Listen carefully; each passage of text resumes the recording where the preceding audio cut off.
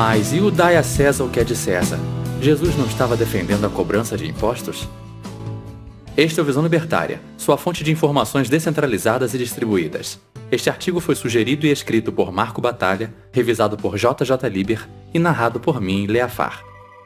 Na primeira parte desta série, vimos que a regra áurea, a principal mensagem de Jesus, era o equivalente lógico à ética da propriedade privada. Vimos também que Jesus foi perseguido pelo Estado no momento em que nasceu até o momento em que morreu. Apesar disso, estatistas insistem em malabarismos intelectuais para dizer que Cristo defendia a obediência a autoridades terrenas, pelo menos em alguns casos.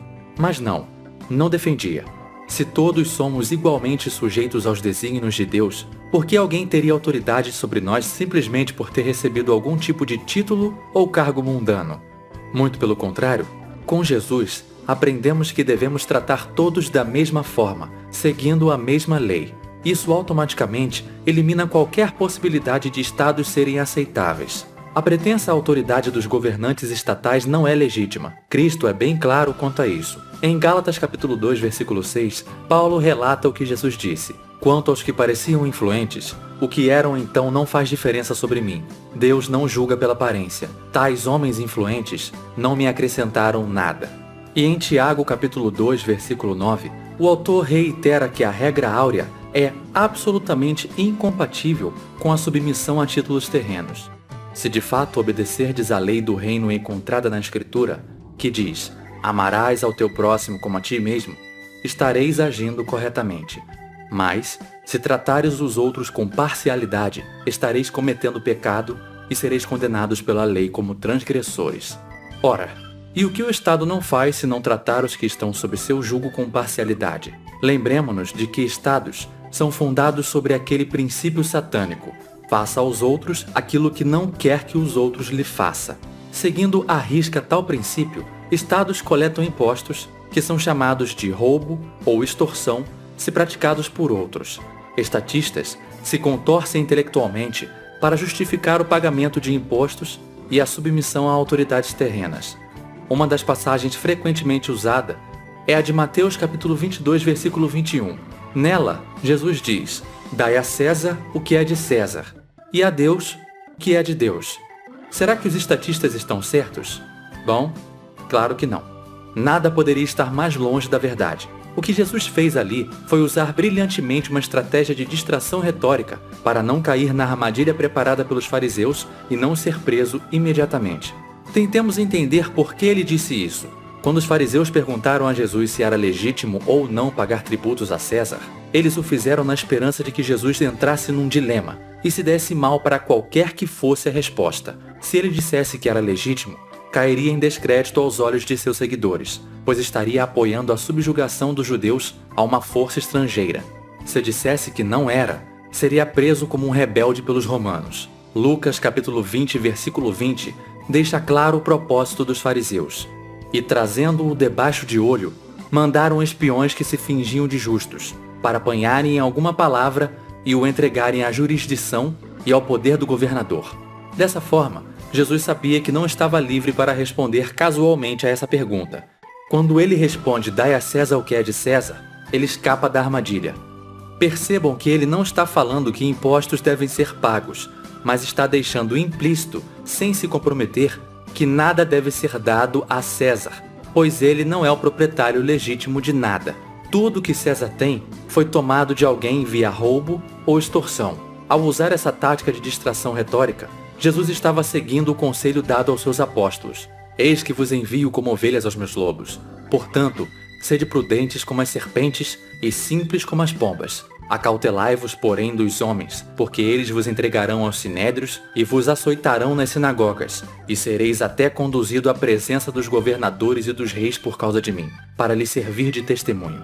Ele sabia que os agentes do Estado e seus cúmplices eram a personificação do mal. Também é importante lembrar que Jesus veio como um Messias pacificador, e antes dele, muitos outros Messias surgiram, e a maioria com uma mensagem de violência e uma mensagem de luta física contra as autoridades e ao Império Romano. Todos esses candidatos a Messias perderam sua luta, enquanto que a mensagem de Jesus permanece até hoje.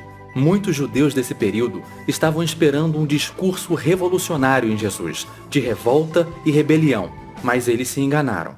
Da mesma forma que a esquerda se engana hoje ao comparar Jesus a Che Guevaras, Marielles e Lulas. Uma outra demonstração de que Jesus considerava os impostos como algo injusto é dada pela seguinte passagem que fala sobre os publicanos, os cidadãos judeus que eram coletores de impostos. Saindo, Jesus viu um homem chamado Mateus, sentado na alfândega, e disse-lhe: "Siga-me." Mateus levantou-se e o seguiu.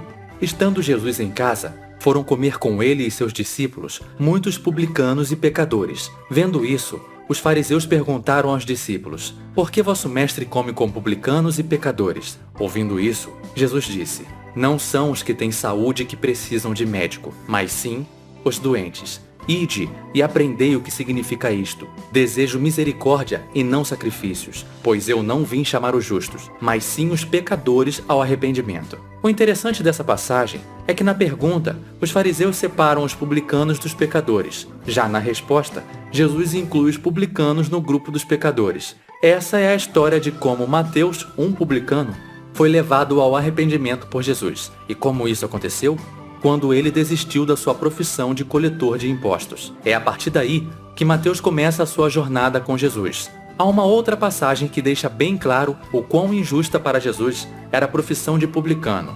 "Pois se amardes o que vos amam, que recompensa tereis? Não fazem os publicanos também o mesmo? E se saudardes unicamente os vossos irmãos, o que fazeis demais? Não fazem os publicanos também assim?" Ele está usando os coletores de impostos como alguém cuja profissão é injusta, iníqua e perversa. Talvez a passagem mais citada por estatistas para justificar o pagamento de impostos seja Romanos 13, em que Paulo escreve: "Todos devem sujeitar-se às autoridades superiores, porque não há autoridade que não venha de Deus, e as autoridades que existem foram estabelecidas por Ele. Por isso, quem resiste à autoridade, resiste à ordenação de Deus, e os que resistem trarão sobre si mesmos a condenação. Por esta razão, também pagais tributos, porque são ministros de Deus, atendendo sempre a isto mesmo. Portanto, dai a cada um o que deveis: a quem tributo, tributo; a quem imposto, imposto; a quem temor, temor; a quem honra, honra." Será que Paulo está mesmo dizendo para nos submetermos às autoridades terrenas e pagarmos os impostos que nos cobram? Também não. Se prestarem a atenção, perceberão que em nenhum momento Paulo nos diz para nos submetermos ao governo. Ao menos, não a estes governos coercitivos estatais que existem na terra e são operados por homens. Aliás, estaria sendo hipócrita se nos ordenasse a isso, visto que ele mesmo não se submeteu ao Estado. E se tivesse se submetido, não teria ficado vivo para escrever Romanos 13. Quando ainda era conhecido como Saulo de Tarso, Paulo escapou de Damasco ao descobrir que o governo da cidade, sob as ordens do rei Aretas, estava vindo com uma guarnição para prendê-lo e executá-lo. Isso aconteceu logo após sua conversão, na estrada para Damasco. Ao saberem de sua conversão, os judeus em Damasco decidiram matá-lo por o considerarem um traidor. Ele escapou à noite por uma janela na muralha da cidade, graças à ajuda de outros cristãos. Em nenhum de seus escritos posteriores, Paulo menospreza ou se dissocia desse ato claro e consciente de desobediência de um governo coercitivo. Ao contrário, é esse evento que ele cita depois como uma das provas de seu compromisso inabalável a Cristo. Desde sua conversão, Paulo passou o resto da vida rebelando-se contra governos terrenos até, assim como Jesus antes dele, ser executado pelo Império Romano. Nesse caso, por decapitação. Pelas autoridades, Paulo foi preso várias vezes por pregar o Evangelho de Cristo. Pelas autoridades, foi chicoteado em 5 ocasiões, cada uma delas com 39 chibatadas. Pelas autoridades, foi espancado com varas por espalhar a palavra de Jesus. Em nenhum desses casos, Paulo se submeteu às autoridades coercitivas terrenas. Ao contrário, ele os citou como evidência de seu compromisso com Jesus. Ainda se Paulo estivesse de fato dizendo que devemos obedecer a governos coercitivos terrenos, ele sequer poderia ser considerado um cristão, dado que vimos no primeiro vídeo desta série. Será que era esse o caso? Seria Paulo um hipócrita? Estaria ele se contradizendo? Ou essa seria a prova de que a Bíblia é um livro controverso? A resposta a todas essas perguntas é não. Assim como no caso do Dai a César, esse é outro caso engenhoso de distração retórica. Paulo contava com o fato de que a maioria das pessoas hostis a Cristo, em particular os romanos, interpretariam esse capítulo do ponto de vista juspositivista, isto é, entenderiam autoridades como as pessoas que operassem a governos terrenos. Mas notem, em nenhum momento Paulo diz isso. Ao contrário, ele diz claramente que não há autoridade que não venha de Deus. Mas por que Paulo usou essa distração em algo direcionado aos cristãos? Porque, assim como no tempo de Jesus, os primeiros cristãos eram uma minoria perseguida e vigiada atentamente por serem considerados uma ameaça. O próprio Paulo escreve: essa questão foi levantada porque alguns falsos irmãos infiltraram-se em nosso meio para espionar a liberdade que temos em Cristo e nos reduzir à escravidão. Não nos submetemos a eles nem por um instante para que a verdade do Evangelho permanecesse convosco.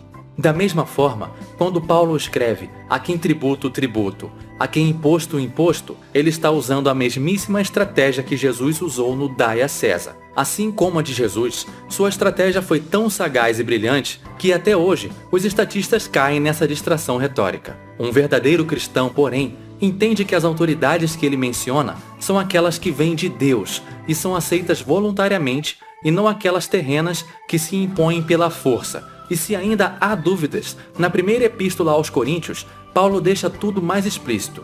Todavia, falamos sabedoria entre os perfeitos, não, porém, a sabedoria deste mundo, nem dos príncipes deste mundo que se aniquilam, mas falamos a sabedoria de Deus, oculta em mistério, que Deus ordenou antes dos séculos para a nossa glória e que nenhum dos príncipes deste mundo conheceu, porque se a conhecessem, nunca crucificariam ao Senhor da glória. E de fato, o próprio Jesus não considerava os governantes terrenos.